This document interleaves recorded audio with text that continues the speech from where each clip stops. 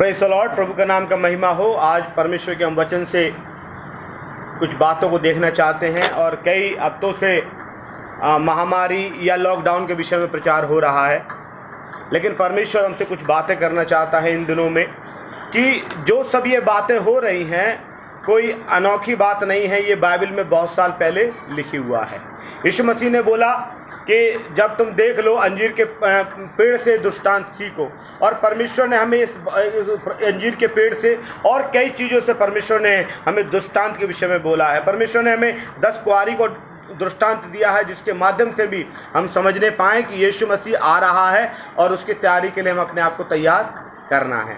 और आजकल जो दिन चल रहे हैं इस विषय में मैं आपसे बात करना चाहता हूँ। और मेरे साथ निकालें 2 तिमुथी उसका 3 अध्याय और उसका 1 से लेकर 9 तक कोई जन पढ़े। 2 तिमुथी उसका 3 अध्याय।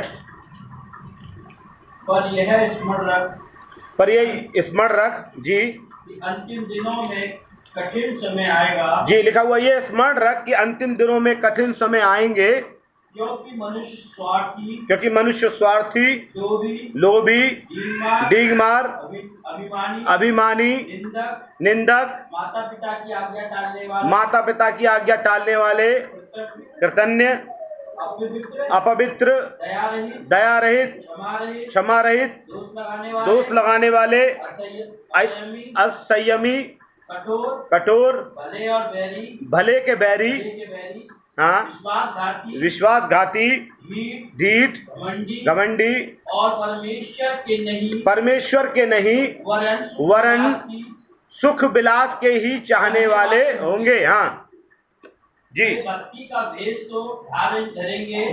भेष तो धारण करेंगे, पर उसकी शक्ति को ना मानेंगे, पर खुदा की शक्ति को नहीं मानेंगे। ऐसों से हाँ परे रहना जी। इनमें से वे लोग हैं जो घरों में दबे पांव घुसे आते और दुर्बल स्त्रियों को वश में कर लेते हैं। हाँ, और जो पापों से दबी हर एक प्रकार के अभिलाषाओं को वश में हर प्रकार के अभिलाषाओं के वश में हैं, और सदा सीखती तो रहती हैं, पर सत्य की पहचान तक कभी नहीं पहुंचती। और यम्ब्रेस ने मूसा का विरोध किया था, वैसे ही ये भी सत्य का विरोध करती है। ऐसा है, वो सत्य का विरोध करते हैं। ये ऐसे मनुष्य हैं जिनकी बुद्धि भ्रष्ट हो गई है, और वे विश्वास के विषय में निकम्मे हैं, पर वे इससे आगे नहीं बढ़ सकते। हाँ, क्योंकि जैसा उनकी अज्ञानता सब मनुष्यों पर प्रकट हो गई थी, वैसे ही इनकी भी हो जाएगी। आज का जो वचन है और उसका नाम मैंने दिया है अंतिम दिनों में कठिन समय। अंतिम दिनों में कठिन समय आएंगे। बाइबल में ऐसा लिखा हुआ है। आज का संदेश जो हम शुरू कर रहे हैं इस पे लिखा हुआ है अंतिम दिनों में क्या होगा? अंतिम दिनों में कठिन समय आएंगे, और लिखा हुआ है अंतिम दिनों में कठिन समय आएंगे। और इस कठिन समय के विषय में यीशु मसीह ने आज से 2000 साल पहले बता दिया था। डैनियल ने अपनी पुस्तक में बहुत साल पहले लिख दिया, आमोस में बहुत साल पहले लिखा हुआ है, मलाकी में कई साल पहले लिखा हुआ है कि कठिन समय में अंतिम दिनों में क्या होगा? कठिन समय आएंगे। ये कठिन समय की बात है ना मेरे प्रियो, बहुत साल पहले लिखी जा चुकी है। और आप देखा है इस कोरोना के विषय में, जो महामारी आई हुई है कोरोना, अभी 3-4 महीने तक कोई तैयार नहीं था, किसी को नहीं मालूम। लोगों ने शादी की डेट रख ली, लोगों ने अपनी यात्राएं करा ली। कई मेरे जानने वाले लोग हैं, एक मेरे अपने ही लोग हैं, परिवार के ही समझ लो, वो बाहर जाने के लिए उन्होंने फ़्लाइट बुक कर ली। किसी ने कुछ बुक कर लिया, किसी ने कुछ बुक कर लिया। लोगों ने अपने क्या कहेंगे एडवांस दे दिया, लेकिन अचानक से कोरोना आया और सब कुछ बर्बाद हो गया। कुछ लोगों को प्रिपेयर नहीं थे, तैयारी नहीं थे, है कुछ भी तैयारी नहीं। जो जहां पर गया है वहीं पर रुक गया, ठहर गया। कोई सर्दियों के कपड़े लेके आया, अभी गर्मी चालू हो गई, क्या करे? है ऐसा ऐसा समय आ गया, ऐसा ऐसा समय आ गया जिसके लिए कोई तैयार, आपको मालूम है, वैसे यीशु मसीह भी एक दिन अचानक से आ जाएगा और लोग तैयार भी नहीं होंगे। यीशु मसीह आ जाएगा, लोग कुछ नहीं मालूम कब क्या होने वाला है, ऐसे यीशु मसीह अचानक आ जाएगा। क्योंकि लोग, वचन में लिखा हुआ है, जागते और प्रार्थना करते रहो, तैयार रहने की जरूरत है। वचन में लिखा हुआ है जैसे चोर अचानक रात्रि में आ जाता है, वैसे ही अचानक मनुष्य का पुत्र भी आ जाएगा। यीशु मसीह आने वाला है, आज आने के लिए बिल्कुल तैयार बैठा है। लेकिन क्या करें, हम अपने आप को थोड़ा सा क्या करें, तैयार करें। वचन में लिखा हुआ है तीमुथियुस की पत्री में पौलुस इस प्रकार लिखते हैं कि तीमुथियुस से, पर ये स्मरण रख कि अंतिम दिनों में कठिन समय आएंगे। यहाँ पर पौलुस प्रेरित तीमुथियुस को सिखा रहे हैं कि देख, अंतिम दिनों में क्या होगा, कठिन समय आएंगे। उसको जैसे यीशु मसीह ने अपने चेलों को बताया, मत्ती में लिखा हुआ है कि यीशु मसीह ने अपने चेलों को बताया, उन्होंने बोला प्रभु कितना भव्य मंदिर है, ये ऐसे दिन आएंगे कि ये ढाए जाएंगे। आपको मालूम है आज लोग जो मंदिर चर्च बड़े बड़े गिरजा बड़ी बड़ी बातें कर रहे थे, आज सब ऑनलाइन हो गए। आज प्रार्थनाएं बंद हैं। आज कई जगह बड़ा मैंने देख रहा था, जो एक बड़ा स्टेटस, छोटा स्टेटस, बड़ी कलीसिया, छोटी कलीसिया, सबको परमेश्वर ने समांतर कर दिया। अभी किसी के बस की बात नहीं है, वैज्ञानिकों ने भी हाथ खड़े कर लिए, हम कुछ नहीं कर सकते है। अभी जो पीपीआई किट से जो जांच हो रही है कोरोना की, वो भी कह रहे हैं गलत किट है। वो लोग इस महामारी के लिए लोग एक दूसरे पर दोष लगा रहे हैं। अमेरिका चाइना पे दोष लगा रहा है। और भी कई देश ऐसे हैं कि पूरा मैं बोलूंगा पूरा यूरोप कंट्रीज इस महामारी से, और कितना कठिन समय है कि आप कुछ कर नहीं सकते। एक व्यक्ति ने मुझसे बोला कि पास्टर एक ने मेरे अकाउंट में पैसा डाला है, बैंक जाने नहीं दे रहे, कैसे पैसे निकाल कर खाएंगे? वो बैंक में रखा हुआ पैसा भी सब कुछ क्या है, बेकार है। बैंक में रखा हुआ पैसा भी बेकार हो रहा है, सब कुछ बेकार हो रहा है। और वचन में लिखा हुआ है, यहाँ लिखा है कि अंत के दिनों में कठिन समय आएंगे, और ये कठिन समय आने के परमेश्वर ने लक्षण कुछ कुछ दिए हैं। बाइबल में क्या लिखा हुआ है लक्षण के विषय में? अगर आप निकालेंगे उत्पत्ति उसका 6 अध्याय उसका 5वां वचन पढ़ें, उत्पत्ति 6 का 5 पढ़ेंगे, बड़ा अच्छा लिखा हुआ है, पढ़ें उत्पत्ति 6 का 5। यहोवा ने देखा कि मनुष्य की बुराई पृथ्वी पर बढ़ गई है, मनुष्य की बुराई पृथ्वी पर बढ़ गई है, और उसके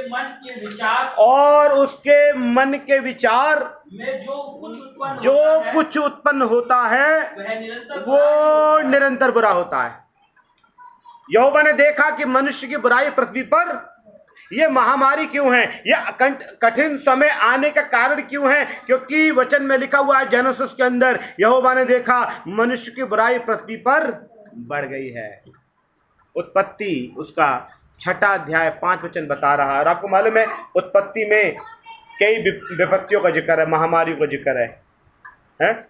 उत्पत्ति में सदोम अमोरा शहर को नाश कर दिया। कारण क्या है? वहां के लोगों की बुराइयां बढ़ गई। और आपको मालूम है आज भी इस संसार में कठिन समय आने का कारण क्या है? पूरे विश्व में बुराइयां बढ़ गई हैं। आपको मालूम है कि एक अमेरिका में एक शहर है कैलिफोर्निया, यहाँ चर्च ऑफ सैटन बन गया है। वहाँ पे शैतान की उपासना की इजाज़त हो गई है। कैलिफोर्निया में लोग इकट्ठे होकर शैतान का चर्च बन गया है। शैतान की एक बाइबल बन गई है। और जो परमेश्वर ने जैसा बोला है मेरी आराधना करने के लिए, लोग उस पशु की आराधना कर रहे हैं, उस सैटनिक चर्च में जा रहे हैं। चर्चिस ने भी बहुत से वैसे रीति रिवाज अपना लिए हैं जो परमेश्वर की नज़र में बिल्कुल गलत है। परमेश्वर उन रीति रिवाजों को बिल्कुल पसंद नहीं करता है। ऐसे रीति रिवाज चर्चिस ने अपना लिए हैं। आप देखिए कई चर्चिस ने तो समलैंगिक विवाह की अनुमति प्रदान कर दी है कि लड़का लड़के से विवाह कर सकता है, लड़की लड़की से विवाह कर सकता है, जो सदोम अमोरा में हो रहा था। ऐसे गुनाह जो पृथ्वी पर परमेश्वर जो अनैतिक कहलाए जाते हैं, वो सब गुनाह हो रहे हैं। और इस प्रकार बाइबल में लिखा हुआ है, जब गुनाह बढ़ते गए, तो ऐसा तिमुथियुस में पौलुस बता रहा है तिमुथियुस को, हे तिमुथियुस, यह याद रख, स्मरण रख कि अंतिम दिनों में कठिन समय आएंगे। उसने बोला कठिन समय की पहचान कैसे करेंगे हम? तो उन्होंने बोला कठिन समय की पहचान मालूम कैसे करेंगी? क्योंकि वचन में यहां लिखा हुआ है 20 बातें मनुष्य के स्वभाव में आ जाएंगी। कितनी बातें? 20 बातें। कठिन समय की पहचान क्या है? 20 बातें मनुष्य के स्वभाव में आ जाए तो समझ लो कठिन समय आ गया। यीशु मसीह ने अंजीर के पेड़ से उदाहरण दिया। क्या उदाहरण दिया अंजीर के पेड़ से? कि समझ लो उसमें क्या हो, अंजीर के पेड़ से यीशु मसीह ने उदाहरण दिया कि जब उसमें समझ लो फूल लगने लगे तो समझ लो क्या लिखा हुआ है, उसमें कोपले निकलने लगे, उसमें पेड़ों में कोपले निकलने लगे, तो तुम समझ लो कि ग्रीष्म काल निकट है, यानी गर्मी निकट है। वैसे इन सब बातों को हो तो देखो तो क्या समझ लो कि परमेश्वर का आगमन निकट है। ये 20 बातें मनुष्य के स्वभाव में आ जाएंगी। वो कौन कौन सी बातें हैं इसमें लिखा हुआ है उन बातों के बारे में, क्योंकि मनुष्य स्वार्थी हो जाएगा। मनुष्य क्या हो जाएगा? स्वार्थी हो जाएगा। मनुष्य लोभी हो जाएगा, है? मनुष्य डींग मार हो जाएगा। आज कौन डींग मार रहे हैं? डींग, बड़ी बड़ी डींग मारने वाली बातें हैं। अभिमानी हो जाएगा, मतलब घमंडी। कृतन्य हो जाए लिखा हुआ, कृतन्य लिखा हुआ, अभिमानी हो जाएगा, निंदक हो जाएगा, निंदा करने वाला, हमेशा दूसरे की निंदा करने वाला, माता पिता की आज्ञा टालने वाला। और कृतन्य, कृतन्य का मतलब होता है एहसान फरामोश। दूसरा इसका मतलब होता है आज के जमाने में किसी को उधार दे दो, वापस देने वाला नहीं, ऐसा स्वभाव हो जाएगा। बाइबल में लिखा हुआ है अपवित्र हो जाएगा, दया रहित हो जाएगा, क्षमा रहित हो जाएगा, दोष लगाने वाला होगा, असंयमी होगा, मतलब उसको संयम नहीं है, कठोर हो जाएगा, भले का बैरी। आज के जमाने में भला किसी को बताओ है? कल की बात है, कल हमारे दरवाजे से कोई निकल के जा रहा था तो किसी व्यक्ति ने, मैंने नहीं, किसी व्यक्ति ने ऐसा बोला, भैया ये मास्क जो तूने हाथ में लेके चल रहा है उसको क्या कर लगा ले। तो क्या कर लगा? ये मास्क बचाएगा? ये तो मैं पुलिस से बचने के लिए लेके घूम रहा हूं। आज उसको भला सिखाओ तो वो 10 बातें उसको सुना के गया जिसने उससे कहा कि तू मास्क लगा ले, तू डॉक्टर हो रहा है, तू डीएम हो रहा है, और 10 प्रकार की बातें उसको सुना के चला गया। क्यों? क्योंकि आज वचन में लिखा हुआ भले के बैरी। आज लोगों को भलाई का रास्ता बताओ ना, है? बहुत कभी कभी आज के जमाने में औलाद को भी बताओ तो औलाद भी बोलेंगे अरे पापा चर्च वाला भाषण तो हमेशा मत दिया करो। कारण क्या है? लिखा हुआ है लोग भले के बैरी, विश्वासघाती। कैसे? विश्वासघाती और ढीठ। ढीठ का मतलब कितना भी प्रचार हो जाए, कितना भी कोई पास्टर बता दे, कितना भी माता पिता बता दे, भाई बता दे, बहन बता दे, लेकिन जब ढीठ है तो। एक बार मैं नोएडा से आ रहा था, कुछ औरतें बीच रोड पे खड़े होकर बातें कर रही थी। नोएडा से मैं आ रहा, बीच रोड पे खड़े होकर बात कर रही थी, तो कार वाले ने 2 बार हॉर्न मारा और औरतों ने क्या बोला, है चल परे को चल, पहले मतलब उधर से ले जा गाड़ी, मतलब वो बीच रोड पे खड़ी हुई हैं, यमुना एक्सप्रेस वे वाला रास्ता, वो बीच में खड़ी हुई हैं और बातें कर रही हैं। शायद वो गांव की औरतें होंगी या गुर्जर स्वभाव समाज की होंगी, पता नहीं। वो खड़ी हुई हैं और कह रही है परे को ले जा, मतलब वो नहीं हटेंगी। इतना लोग क्या वो ढीठ हो गए है? लिखा हुआ है ढीठ और घमंडी और परमेश्वर के नहीं वरन सुख विलास के चाहने वाले। अभी आप देखिए, सोच रहे कि अगर ऐसे समय और गर्मी बढ़ जाए और सरकार कोई दुकान ना खोले इलेक्ट्रॉनिक वाली,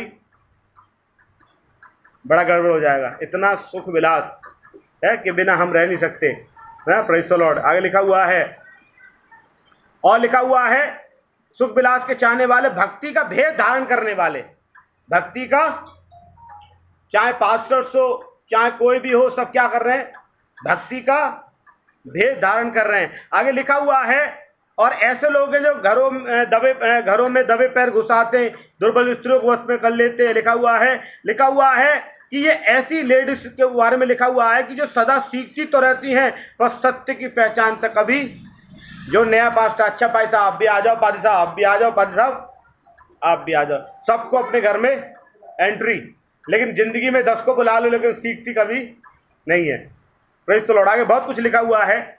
लिखा हुआ है कि इनकी बुद्धि भ्रष्ट हो गई है, वे विश्वास के विषय में निकम्मे हैं, वो उससे आगे नहीं बढ़ पा रहे। मतलब परमेश्वर में बढ़ना चाहिए, वो बढ़ नहीं पा रहे। ये सब बातें अंतिम दिनों में जो लिखा हुआ है, ये सब बातों के विषय में बाइबल में बहुत पहले बता दिया। मैं आपको एक बात बताना चाहता हूं आज कि पहली, दूसरी, तीसरी, चौथी 7 मोहर हैं बाइबल में। कितनी मोहरें हैं? 7 मोहरें हैं। मैं विश्वास करता हूं 7 मोहरों में से 4 मोहरें खोली जा चुकी हैं। कितनी मोहरें? 4 मोहरें। प्रकाशित वाक्य उसका 6वां अध्याय में उन मोहरों का जिक्र है, और उन 7 इसमें लिखा हुआ है, फिर मैंने देखा कि मेमने ने उन 7 मोहरों में से एक को खोला, और उन 4 प्राणियों में से एक का गर्जन का शब्द सुना। मैंने दृष्टि की तो देखा एक श्वेत घोड़ा, और उसका सवार धनुष लिए हुए है, और उसे एक मुकुट दिया गया, और वो जय करता हुआ निकला और भी जय प्राप्त करे। इसका मतलब पहला घोड़ा जो निकला है उसका मतलब ये है, पहले सवार का नाम, कि वो संसार को जीतने के लिए निकला हुआ है। लोग उसको अलग अलग उपमा दे रहे। कुछ लोग कहते हैं यीशु मसीह है, कुछ लोग कहते हैं शैतान है, कोई कहते हैं कि कयामत के दिन के लिए, अलग अलग लोग उसको उपमा देते हैं। लेकिन हम दूसरी मोहर पर थोड़ा चर्चा करेंगे, दूसरी, तीसरी और चौथी मोहर पर। दूसरी मोहर के बारे में लिखा हुआ 3 में, तब उसने दूसरी मोहर खोली तो मैंने दूसरे प्राणी को यह कहते सुना, फिर एक और घोड़ा निकला जो लाल रंग का था, उसके सवार को यह अधिकार दिया कि पृथ्वी में से मेल उठा ले, ताकि लोग एक दूसरे का वध करें, और उसे एक बड़ी तलवार दी गई। दूसरा घोड़ा क्या है? उसका काम क्या दिया गया? मेल मिलाप हटाने का। वचन में लिखा हुआ है, और अधर्म के बढ़ने से प्रेम ठंडा पड़ जाएगा। क्या लिखा हुआ है? अधर्म के बढ़ने से। यीशु मसीह ने बहुत पहले इस घोड़े के विषय में थोड़ा सा हमें बता दिया। वचन में लिखा हुआ है कि, और ऐसा लिखा हुआ, अधर्म के बढ़ने से बहुतों का प्रेम ठंडा पड़ जाएगा। मत्ती 24:12 में लिखा हुआ है, अधर्म के बढ़ने से बहुतों का प्रेम ठंडा पड़ जाएगा। दूसरा घोड़ा जो निकला है वो क्या है? लिखा हुआ है, उसको काम क्या दिया गया कि पृथ्वी पर से मेल उठा ले। आज मेल नहीं है। आज मेल मतलब प्रेम नहीं है। आज किसी में भी प्रेम नहीं है। बेटे का बाप से प्रेम नहीं है, बेटी का माँ से प्रेम नहीं है, पत्नी का पति से प्रेम नहीं है, भाई का भाई से प्रेम नहीं है, कलीसिया का पास्टर से प्रेम नहीं है, किसी का किसी से प्रेम नहीं। और आप प्रेम नहीं है तभी तो देखो आतंकवादी गतिविधियां इतनी बढ़ गई हैं कि लोग कहीं भी बम फोड़ के चले जाते, लाखों लोग मर जाए, उनको यही नहीं मालूम कि क्या होने वाला। लेकिन वो प्रेम नहीं है, प्रेम चीज खत्म हो गई। अभी सबका सबसे क्या है? मतलब। तभी सबका सबसे क्या है? मतलब। अगर मतलब नहीं है, अभी किसी से अगर एक दिन ऐसे बात, मैंने प्रेम से ऐसे बात, एक मैं पति पत्नी की सुन रहा था कि एक पति ने अपनी पत्नी को मेरे सामने फ़ोन किया और बोला कि अच्छा है तुम मायके में छूट गई, और लॉकडाउन जब तक है मैं कह रहा हूँ मत आ। अब मतलब उन्हें बोला लेने आ जाओ, बच्चों की पढ़ाई चालू हो गई है, तो ऐसे कहने लगा लेने मत आ, बच्चों की पढ़ाई रहने दो, किसी और स्कूल में डाल देंगे। ऐसे बात चलने लगी, मेरे सामने की बात है। तब उसने, लेडीज़ ने क्या कहा मालूम है? मुझे कोई मतलब नहीं, मुझे तो इतने मतलब है कि मुझे बस पैसे भेज दो। तुम चाहे जीवन भर मत आओ, लेकिन मुझे लेने मत आओ, लेकिन क्या भेज दो? पैसे। सीधी सी कहानी। दूसरा घोड़े के विषय में तीसरी मोहर जब खोली गई, वचन में लिखा हुआ दूसरी मोहर के बाद तीसरी मोहर खोली गई, 5 वचन में लिखा हुआ है, प्रकाशित वाक्य 6:5 में, जब उसने तीसरी मोहर खोली तो मैंने तीसरे प्राणी को यह कहते सुना, मैंने दृष्टि की तो देखो एक काला घोड़ा, और जिसकी सवार के हाथ में एक तराजू है। क्या है हाथ में? तराजू जो है वो दिखाता है, इस आज के दिनों में लॉकडाउन के विषय में कि आपको मालूम है पूरा यूरोप कंट्री, भारत से लेके पूरा विश्व इस समय कोरोना की महामारी में है। सब जगह लॉकडाउन हो गया है, कोई भी व्यापार नहीं चल रहे। अभी मैंने समाचार पत्र में पढ़ा कि अमेरिका में तो फ्री में वो पेट्रोल और डीजल दे रहे हैं, फ्री में गैस और पेट्रोल डीजल दे रहे हैं। इतना भंडार भरा पड़ा। ट्रंप सरकार कह रही है मैं एलपीजी और ये क्या कहते हैं गैस के भंडारों को एडवांस में भर लेंगे ताकि बाद में काम आए। लेकिन ये सब क्या है, आर्थिक मंदी का दौर आ गया, सब कुछ महंगाई बढ़ रही है। वचन में लिखा हुआ है ये तराजू का मतलब है एक ऐसा दूसरी मोहर खोली जा चुकी है, तीसरी मोहर खोली जा चुकी है कि आर्थिक मंदी आ गई। आर्थिक मंदी मतलब पूरा विश्व उथल पुथल हो गया। आप देखिए भारत में देख लो, ट्रेनें नहीं चल रही। जब ट्रेनें नहीं चलेंगी तो भारत सरकार पे पैसा कहां से आएगा? बसें नहीं चलेंगी, भारत सरकार पे पैसा कहां से आएगा? कारखाने बंद हो गए, टैक्सेस कैसे देंगे लोग? कितना आर्थिक मंदी। ये तीसरा जो है लिखा हुआ है, उसके हाथ में एक तराजू है और मैंने उन चारों प्राणियों के बीच में एक ये शब्द सुना, दिनार का सेर भर गेहूं और दिनार का तीन सेर जौ। दिनार का मतलब है आज के जमाने में एक दिन की मजदूरी 300 रुपए, 400 रुपए, 500 रुपए, ऐसा लिखा हुआ है। कि इसका मतलब क्या है कि जो तेल और वैभव, आज के जमाने में सबसे ज्यादा आदमी क्या इकट्ठा कर रहा है? आटा दाल।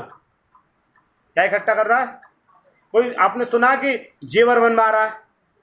कोई ऐसे सुना कि लॉकडाउन में साहब मैं तो लॉकडाउन हो गया तो जाके मैं तो 1 किलो सोने के बनवा ला हार, फिर पता ना बनेंगे ना बनेंगे 3 महीना तक। कोई ऐसा होगा कि बढ़िया बढ़िया कपड़ा खरीद लाया या बढ़िया बढ़िया कपड़े खरीद लाए? नहीं, सब किसके लिए भाग रहे हैं? आटा और दाल है। आदमी वैभव का नहीं भाग रहा। इसमें जो लिखा हुआ है कि दिनार का सेर भर गेहूं और 3 दिनार का 3 सेर जौ और तेल और दाखरस की हानि ना करना। तेल और दाखरस की हानि ना करने का मतलब है कि तेल और दाखरस वैभव को दिखाता है। लोग अब वैभव जो होता है, ऐशो आराम कह सकते हैं, वैभव कह सकते हैं, वैभव की तरफ नहीं भाग रहे लोग, आटा की तरफ भाग रहे हैं लोग, वैभव की तरफ नहीं भाग रहा। अभी लोगों ने सोचा भी था कि मैं बढ़िया ऐसा कर लूंगा इस साल और बढ़िया मकान कर लूंगा और बढ़िया से बढ़िया कर लूंगा, वो भी सोच रहा मैं बचा के रखूं ताकि आटा दाल खा पाऊंगा या नहीं खा पाऊंगा।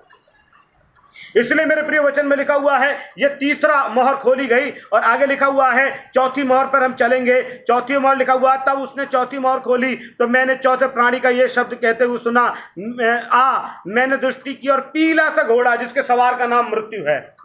अभी वही तो घोड़ चल रहा है हमारी समझ के अनुसार जो परमेश्वर ने हमें बुद्धि दी है। ऐसा लिखा हुआ है कि मैंने दृष्टि की और देखो पीला सा घोड़ा, उसके सवार का नाम मृत्यु है और अधोलोक उसके पीछे पीछे है और उन्हें पृथ्वी के 1/4 पर अधिकार दिया गया कि तलवार, अकाल। अभी मैं पढ़ रहा था विश्व बैंक का कि आने वाली 10 साल तक अकाल ये खत्म नहीं होगा। आने वाले 10 साल तक अकाल ये खत्म नहीं होगा। ऐसे लिखा हुआ है तलवार, अकाल और मरी मतलब ये जो चल रही है वबा, और पृथ्वी के वन पशुओं के द्वारा लोगों को मार डाले। अभी लोग कहते हैं कि कोरोना वन पशुओं के द्वारा आया, इसके द्वारा लोगों को, तो मेरे प्रियो ये क्या हो रही है? मोहरें पूरी हो रही हैं। इसलिए यीशु मसीह ने वचन में लिखा हुआ है, तो पौलुस ने तीमुथियुस से कहा याद रख कि अंतिम दिनों में कठिन समय आएंगे। ये हम कठिन समय के दौर से गुजर रहे हैं। हम अपना मनमाना कुछ भी नहीं कर सकते। इतना कठिन समय है, बहुत ज़्यादा कठिन समय। आपको मालूम है बहुत से लोगों के पास खाने को खाना नहीं, लेकिन प्रभु को धन्यवाद कि जो विश्वासी लोग हैं उनके जीवन में चिन्ह होंगे। चिन्ह विश्वासियों के लिए हैं। मरकुस में लिखा हुआ है 16 अध्याय में कि विश्वास करने वालों में चिन्ह होंगे। विश्वासी जो लोग हैं वो कभी भूखे नहीं रह सकते। कौन? मसीह लोग नहीं बोला मैंने, विश्वासी। मसीह लोग के विषय में गारंटी नहीं बोल रहा मैं, लेकिन जो यीशु मसीह पर भरोसा रखते हैं, जो यीशु मसीह पर विश्वास करते हैं, वचन में लिखा हुआ है कि विश्वास करने वालों में चिन्ह होंगे। मेरे साथ भी कई चिन्ह हुए हैं इन दिनों में। और आगे ऐसा लिखा हुआ है, मैं आगे पढ़ना चाहता हूं बाइबल में से कि एक वचन निकाले मेरे साथ कि कठिन समय का आने का कारण क्या है। यीशु मसीह ने पहले बता दिया, लेकिन फिर भी मैं एक आपको वचन से कारण बताना चाहता हूं। ये कठिन समय क्यों आए हैं, उनका क्या कारण है। यशायाह नबी की किताब उसके 24वां अध्याय उसका 3, 4 और 5 और 6 पढ़ेंगे। 24 अध्याय 3, 4, 5, 6 इसमें इस प्रकार लिखा हुआ है, पृथ्वी शून्य और उजाड़ हो जाएगी। क्या लिखा हुआ है? पृथ्वी शून्य और उजाड़ हो जाएगी। पृथ्वी शून्य और उजाड़ हो जाएगी, क्योंकि यहोवा ही ने ये कहा है, पृथ्वी विलाप करेगी और मुरझाएगी, जगत कुम्हला जाएगा, मुरझा जाएगा, पृथ्वी के महान लोग भी कुम्हला जाएंगे। पृथ्वी के महान लोग, इस समय पृथ्वी पर महान देश कौन है? बड़ा देश जो अपने आप को सुपर पावर कहते हैं, अमेरिका, वो भी कुम्हला गया। पृथ्वी का जो महान ग्रेट अपने आप को एम्पायर, अमेरिका, रसिया, ये सब क्या हो गए? कुम्हला गए। आपको मालूम है सबसे ज्यादा जो पैसा है वो अमेरिका के पास है, अरब कंट्रीज के पास है, अरब कंट्रीज में भी ये पहुंच चुका है। और ऐसा लिखा हुआ, पृथ्वी के महान लोग भी कुम्हला गए और पृथ्वी अपने रहने वालों के कारण अशुद्ध हो गई। अशुद्ध मतलब बार बार हाथ धो रहे हैं, मुंह पे मास्क लगा रहे हैं, क्या हो गए? अशुद्ध हो गए। नहीं कोई टच नहीं होना चाहिए, नहीं 1 मीटर की दूरी से रहो। लिखा हुआ है, पृथ्वी अपने रहने वालों के कारण अशुद्ध हो गई क्योंकि उन्होंने व्यवस्था का उल्लंघन किया है। बाइबल में लिखा हुआ है मेरे प्रियो, जब जब लोगों ने व्यवस्था का उल्लंघन किया है, ऐसे कठिन समय आए हैं जब मनुष्य ने अपने स्वभाव को, नेचर को बदल दिया। मैंने बताया 20 प्रकार के नेचर लोगों ने बदल दिए। ढीठ हो गए, अभिमानी हो गए, घमंडी हो गए, असमयी हो गए, भले के बैरी हो गए, हैं, भक्ति का भेद धारण करने वाले हो गए मात्र। ऐसा लिखा हुआ है क्योंकि लिखा हुआ, उन्होंने व्यवस्था का उल्लंघन किया और विधि को पलट दिया। जो परमेश्वर की व्यवस्था थी उसको पलट डाला और सनातन वाचा को तोड़ डाला है। जो सनातन की वाचा थी उसको तोड़ डाला है। इस कारण पृथ्वी पर श्राप बरसेगा और उसमें रहने वाले दोषी ठहरेंगे। इस कारण पृथ्वी के निवासी भस्म होंगे और थोड़े ही रह जाएंगे, थोड़े ही रह जाएंगे। और आपको मालूम है, विश्वासी लोगों के लिए एक आशा है कि हम लोग परमेश्वर से, लिखा हुआ क्षण भर में, पलक मारते ही समझ लो हम लोग प्रभु के साथ बादलों में मिलने के लिए उठा लिए जाएंगे। हमारे लिए प्रभु में आशा है। इसलिए मेरे प्रभु, इन कठिन समय में अपने आप को परमेश्वर के हवाले करिए मेरे प्रियो, ताकि ये कठिन समय आपके लिए लाभदायक समय बन जाए। ये कठिन समय आपके लिए परमेश्वर से मिलने का समय बन जाए। समय है, अपनी आंखें बंद करें और हम प्रार्थना में चलें। ओ परमेश्वर, हम प्रार्थना करते खुदावंद कठिन समय के लिए प्रभु जी। ओ यीशु के नाम से हम तेरे नाम की स्तुति करते हैं। ओ रिखा बाराबा शखाना दोरियाला राबा, हालेलुया। परमेश्वर, परमेश्वर इन कठिन समय में परमेश्वर, ओ प्रभु जी, हालेलुया। ओ परमेश्वर, हम आपके लोगों के लिए प्रार्थना करना चाहते हैं परमेश्वर। ओ खुदावंद, अभी हमने जो गीत गाया, बचा ले मेरे लोगों को, बचा ले मेरे शहर को परमेश्वर। ओ खुदावंद, ओ वचन की बेदारी अपने लोगों में भेज परमेश्वर, ताकि वो अपने आप को यीशु मसीह के आने से पहले अपने आप को तैयार करने पाए। ओ राजेंद्र राजा प्रभु जी, हम आपको स्तुति करते हैं। Praise the lord, hallelujah. ओ रिखाना शंदाना दोरा बाहतोरो बोलोरोबो, ओ शेखे बेरियाला रा, हालेलुया। प्रभु जी, हम प्रार्थना करते हैं यीशु के नाम से परमेश्वर। प्रभु जी, हम प्रार्थना करना चाहते हैं अपने परमेश्वर पूरे विश्व के लिए परमेश्वर। प्रभु जी, अपने देश भारत के लिए, अपने शहर के लिए हम प्रार्थना करना चाहते हैं खुदावंद। ओ खुदावंद, तू अद्भुत रीति से अपने वचन की बेदारी को भेज प्रभु जी, ताकि इन दिनों में लोग ज्यादा से ज्यादा वचन को पढ़े, समझे परमेश्वर, और आपका अनुसरण करने पाए परमेश्वर, और कोई भी दुख इनके डेरे के निकट ना आने पाए प्रभु जी। यीशु मसीह के नाम से वचन में लिखा हुआ है, विश्वास करने वालों में चिन्ह होंगे। प्रभु जी, हमें विश्वास ही बना, ताकि हमारे जीवनों में चिन्ह होने पाए प्रभु जी। खुदावंद, हम प्रार्थना करते हैं यीशु के नाम से, हर एक को तू आशीर्वादित कर। यीशु के नाम से मांगते हैं, आमीन।